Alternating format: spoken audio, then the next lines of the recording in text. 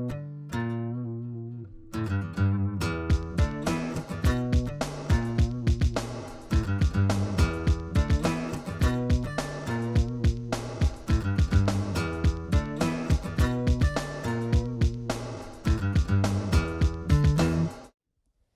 is Max Rothman, reporter with Brewbound.com. I'm here with Bill Kovaleski, co-founder and co-brewmaster at Victory Brewing Co. And we're here to talk a little bit about what's going on at the CBC and a little bit about their expansion. So, Bill, if we could lead with the expansion, tell me a bit about that process and what has led to it. Well, what led us to it was in 2011, we experienced 41% wholesale growth, which was double our historic growth. We had actually sort of seen a trend that we were slowing down off of our, mid-20s, and so we were sort of anticipating how we would steer our ship into port, more or less. And so 2011 changed our strategy tremendously and put us on the hot seat in order to build more capacity or start saying no to our wholesalers. And certainly wanted to make more beer. And so how much beer do you plan on making now? So right now, Downingtown Brewery, our original brewery, can produce about 105,000 barrels a year. We did 93 in 2012. Parksburg, the second location, which is 17 miles from Downingtown, will be able to produce about 225,000 barrels initially on top of the 100 we'll have in Downingtown. Now, 225,000 barrels is a pretty hefty amount for a still growing brewery. So, yeah, your core market. Could you talk? Did you hear that heavy sigh? Yes. Okay, you got that. Yes, the heavy sigh made the camera.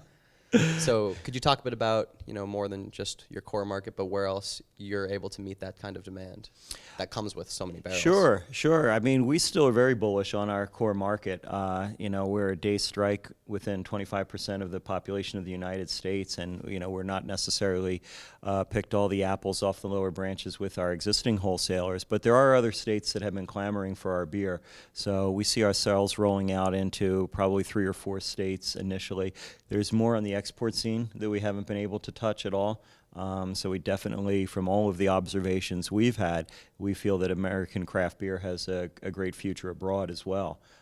So we're building the second brewery realistically for our existing markets, but we're not foolish enough not to go out and seek new markets in order to make that transition a smooth one. So, Bill, when do you plan on that expansion being complete?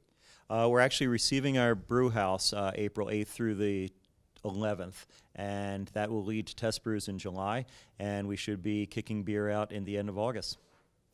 Now, I understand that along with the booth that you have at CBC, right, you're also going to be, or you already have been lobbying for the federal excise tax, correct? Yeah, that's something we were working on today, Max. Myself, and I believe there were 340 Hill visits accomplished today, which is huge for the Brewers Association. So could you tell me a bit about what was taking place today and I guess what your message is?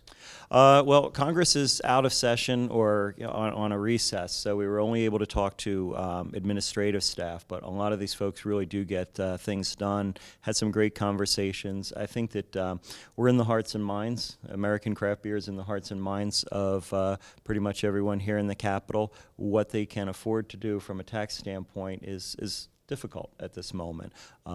We've been at this issue for a couple of years now, and I think it's a very sensible issue because really a rollback of the FET, the federal excise tax, would essentially free up capital for growing breweries. There's breweries of a certain scale that can go out and get conventional financing. That's not impossible. For the guys with 3 to 5 year track records, it's probably not very easy. And keeping some of that money back in the brewery. The average BA member is 5,000 barrels per year. With this rollback, that would be $20,000 remaining in the pocket of that entrepreneur for 3/4 of a salary, equipment. I think it'll really be applied to growing, because look at all the breweries that are growing. Certainly. So do you feel that, I guess, breweries that are a bit more mature than some of the startups that are really, I guess, concerned with this federal excise tax, do you think that breweries, maybe like yourself and others that are a bit more mature, have somewhat of a responsibility to look out for their younger brothers in the business? Well, I think we do. That may not be the exact perspective we're going up there for, but the industry has always been one of a very nurturing situation, whether it's advice, whether it's yeast, whether it's advice on distribution. We share very well, and keeping the opportunities for entrepreneurs to enliven this marketplace with new and exciting products is not an obligation, it's an opportunity. So thanks a lot, Bill. I really appreciate it. You're really welcome, Max. Thank you.